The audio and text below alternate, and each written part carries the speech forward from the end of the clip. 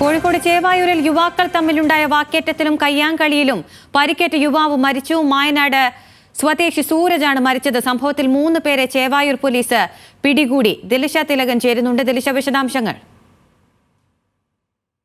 ഇന്നലെ രാത്രി ഏകദേശം 11:30 കൂടിയാണ് ഈ ഒരു സംഭവം ഉണ്ടായത്. കോഴിക്കോട് ചേവായൂരിലാണ് യുവാക്കൾ തമ്മിലുണ്ടായ വാക്കേറ്റത്തിലും കയ്യാങ്കളിയിലും പരിക്കേറ്റ യുവാവാണ് മരിച്ചത്.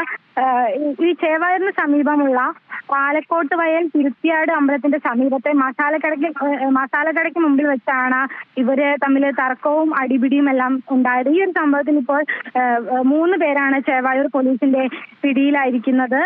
അതായത് ചെലവൂർ സ്വദേശികളായ മനോജ് കുമാർ, ഇദ്ദേഹത്തിന്റെ മക്കളായിട്ടുള്ള അജയ് മനോജ്, അതുപോലെ വിജയ് മനോജ് എന്നിവരാണ് എന്നിങ്ങനെ 3 പേരാണ് പിടിയിലായിരിക്കുന്നത്.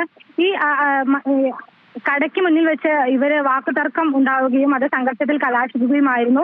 സാരമായിട്ട് തന്നെ ഈ സൂരജിന് പരിക്കേറ്റിട്ടുണ്ടായിരുന്നു. സൂരജിനെ ഉടൻ തന്നെ കോഴിക്കോട് മെഡിക്കൽ കോളേജ് ആശുപത്രിയിൽ എത്തിച്ചെങ്കിലും മരണം സംഭവിക്കുകയായിരുന്നു.